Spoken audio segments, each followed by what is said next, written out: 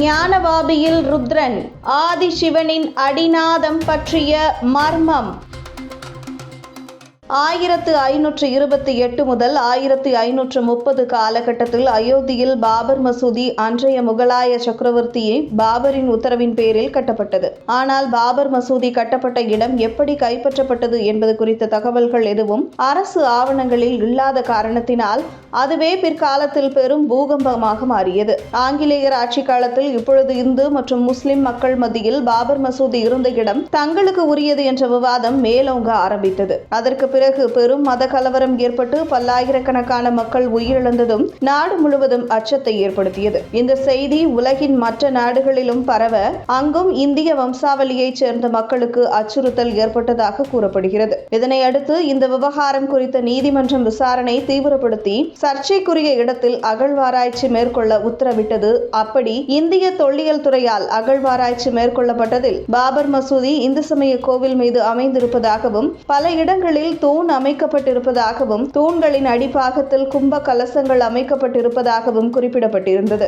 இதனையடுத்து கடந்த 2019 சர்ச்சைக்குரிய இடத்தில் ராமர் கோவில் கட்டுவதற்கு அனுமதி அளித்தது உச்சநீதிமன்றம். இதனையடுத்து கிட்டத்தட்ட 3 ஆண்டுகளாக கட்டப்பட்ட பிரம்மாண்ட ராமர் கோவில் தற்போது கும்பாபிஷேக விழா முடிக்கப்பட்டு பொதுமக்களின் தரிசனத்திற்கு திறந்துவிடப்பட்டுள்ளது. இந்த நிலையில் மற்றொரு மசூதி இருந்த இடத்தில் இந்து சமயத்தின் கோவில் அமைந்துள்ளதாக கூறப்படுகிறது. அதாவது உத்தரப்பிரதேச மாநிலம் வாரணாசியில் காசி விஸ்வநாதர் கோவில் அமைந்துள்ள இடத்தை ஒட்டி ஞானவாபி மசூதியும் அமைக்கப்பட்டிருந்தது. ஆனால் காசி விஸ்வநாதர் கோவிலின் ஒரு பகுதி இடிக்கப்பட்டுதான் ஞானவாபி மசூதி அமைக்கப்பட்டுள்ளதாக எழுந்த புகாரின் அடிப்படையில் வழக்குகள் விசாரிக்கப்பட்டது. இதனையடுத்து இந்த வழக்கு தொடர்பாக இந்திய தொல்லியல் துறை ஞானவாபி மசூதியில் அகழ்வாராய்ச்சியை மேற்கொண்டது. இந்த ஆய்வின் மூலம் ஞானவாபி மசூதியில் இருந்து 34 கல்வெட்டுகள் கண்டுபிடிக்கப்பட்டுள்ளதாகவும் இந்த கல்வெட்டுகள் அனைத்தும் தமிழ், தெலுங்கு, கன்னடம், தேவநாகினி, அரபு, பாரசீக மொழிகளில் கிடைக்கப்பட்டதாகவும் கூறப்படுகிறது. அங்கு கண்டெடுக்கப்பட்டுள்ள கல்வெட்டுகளில் அரபு பாரசீக கல்வெட்டில் ஞானவாபி மசூதி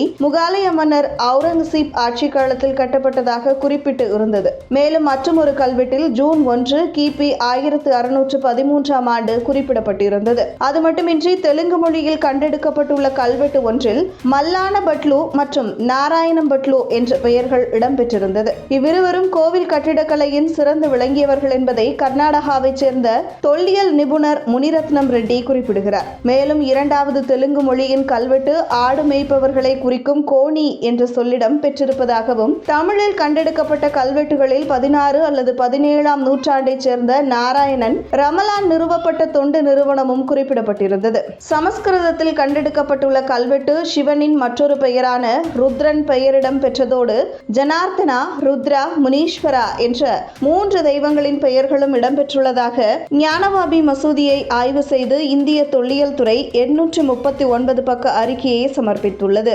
இதனையடுத்து வாரணாசி ஞானவாபி மசூதியில் உள்ள தெற்கு நிலவரையை வழிபட இந்துக்களுக்கு வாரணாசி நீதிமன்றம் அனுமதி அளித்துள்ளது. இந்த செய்திகள் அனைத்தும் சமூக வலைதளத்தில் வைரலாகி வருகிறது. மேலும் முதலில் அயோத்தி, தற்போது ஞானவாபியா என்ற கமெண்ட்களும் முன்வைக்கப்படுகிறது.